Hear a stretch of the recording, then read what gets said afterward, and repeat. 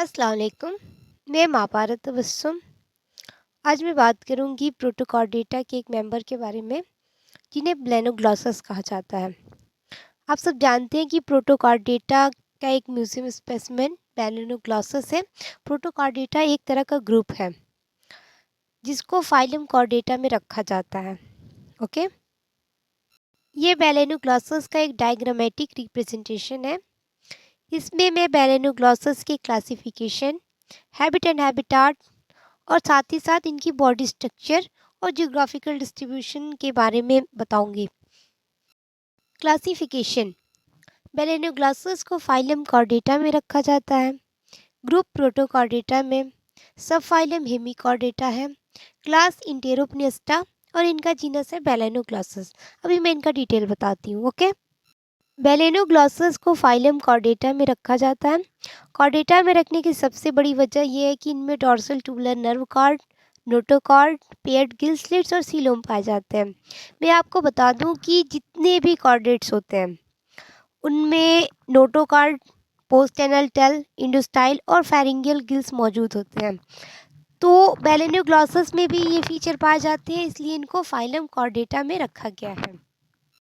मैंने अभी आपको बताया कि डॉर्सल नर्व कॉर्ड एक तरह का एम्ब्रियोनिक फीचर है जो कि सभी कॉर्डेट्स में पाए जाते हैं। नोटोकॉर्ड एक तरह का कार्टिलेजिनस स्केलेटल रॉड है जो कि बहुत सारे कॉर्डेट्स एनिमल के एडल्ट स्टेज में और सारे के सारे कॉर्डेट एनिमल्स के एम्ब्रियोनिक स्टेज में उनकी बॉडी को सपोर्ट करने का काम करता है।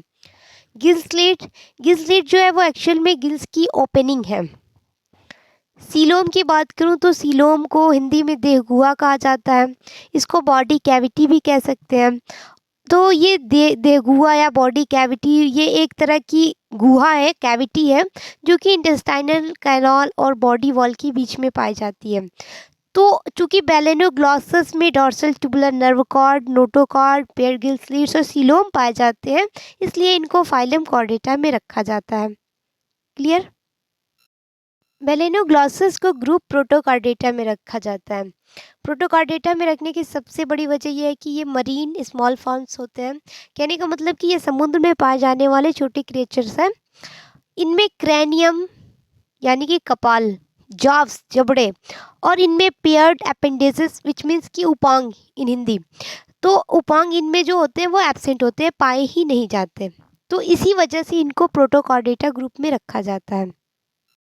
बेलेनोग्लॉसस को सबफाइलम हेमिकॉर्डेटा में रखा जाता है।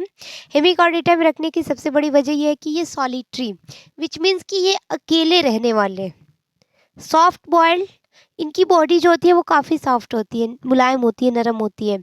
और सीलोमेट मतलब मैंने अभी आपको बताया कि जिसमें देहगुहा पाई जाती है, तो इनके अंदर भी बॉडी कैविटी होती है और इनमें बहुत सारे गिल स्लिट्स भी पाए जाते हैं। इसी वजह से इनको सबफाइलम हेमिकॉर्डेटा में रखा जाता है। बेलेनोग्लॉसस को क्लास इंटेरोपनिस्टा में रखा जाता है।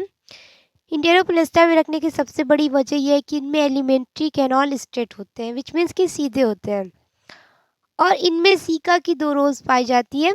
सीका जो है वो एक्चुअल में एक तरह का पाउच है जो कि स्मॉल और लार्ज इंटेस्टाइन के जंक्शन पे पाया जाता है।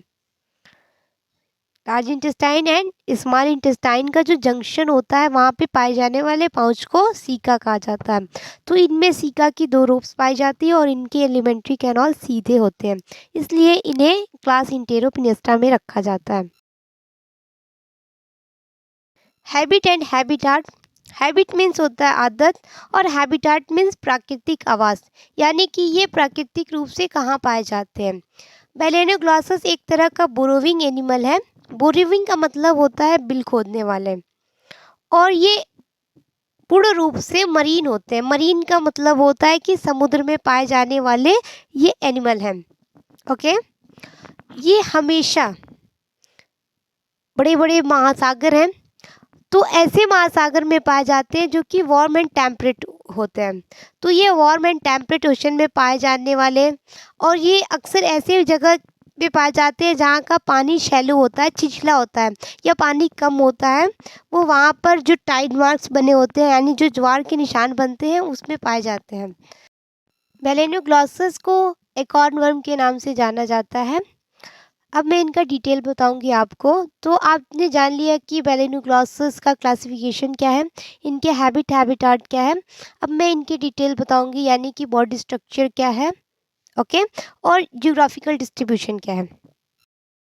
स्ट्रक्चर की बात की जाए तो बेलेनोग्लॉसस की बॉडी सॉफ्ट और सिलेंड्रिकल होती है। सॉफ्ट मीन्स कि काफ़ी मुलायम और बेलनाकार होती है। सिलेंड्रिकल का मतलब होता है बेलनाकार।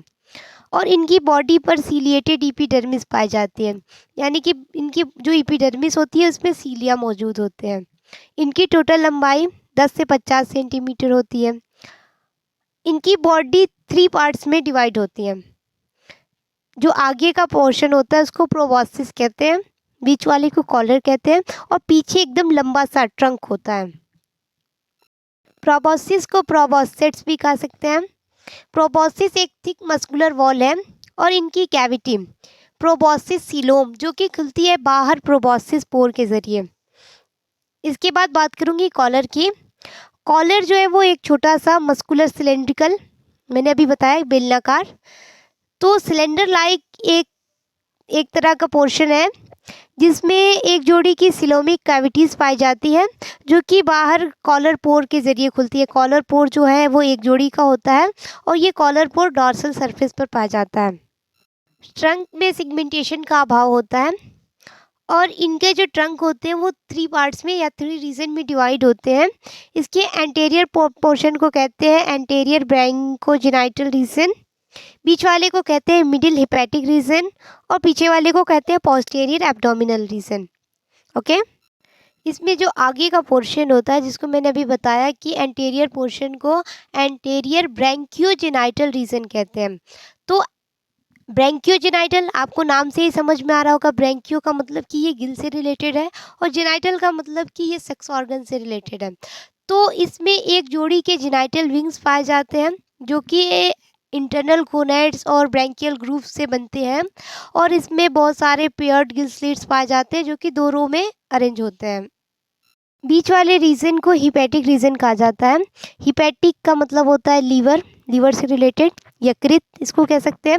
तो हिपैटिक रीजन में हिपैटिक सीका पाया जाता है और हिपैटिक सीका के डबल रूफ्स पाए जाते हैं। इसके बाद अगला जो पोर्शन होता है जिसको हम पोस्टीरियर पोर्शन कहते हैं या इसको पोस्टीरियर एब्डोमिनल रीजन भी कह सकते हैं। तो पोस्टीरियर एब्डोमिनल रीजन में एलिमेंट्री कैनाल पाए जाते हैं जो कि स्ट्रेट होते हैं, मैंने आपको पहले बताया था क्लासिफिकेशन में। इनके एलिमेंट्री कैनाल स्ट्रेट होते हैं और इनमें एनस पाया जाता है, लेकिन ये एनस जो होता है वो बॉडी के पोस्टीरियर इंड पर पाया जाता है। सेक्स सेपरेट होते हैं। सेपरेट का मतलब कि इनमें मेल भी होगा और फीमेल भी होगी। फर्टिलाइजेशन जो है वो एक्सटर्नल होगा। एक्सटर्नल फर्टिलाइजेशन में स्पॉनिंग की प्रोसेस होती है जिसमें स्पर्म्स और ओवम को पानी में छोड़ दिया जाता है और इसमें बाहर की तरफ फर्टिलाइजेशन होता है। डेवलपमेंट की बात की जाए तो इनमें डेवलपमेंट इनडायरेक्ट होता है, यानी कि प्लेजिक लार्वा बनते हैं जिसको टॉर्नेरिया लार्वा कहा जाता है। जियोग्राफिकल डिस्ट्रीब्यूशन, फाइनली मैं आपको बताऊंगी कि बेलेनोग्लॉसस पूरे दुनिया में कहाँ कहाँ पाया जाता है। तो चूँकि ये कॉस्मोपॉलिटन होते हैं, वर्ल्ड वाइड डिस्ट्रीब्यूटेड होते हैं, यानी कि ये संसार के हर कोने में पाए जाते हैं। तो ये हो गई पूरी की पूरी बेलेनोग्लॉसस की डिटेल। आई होप कि आपको सब कुछ क्लियरली समझ में आ गया होगा। Thank you.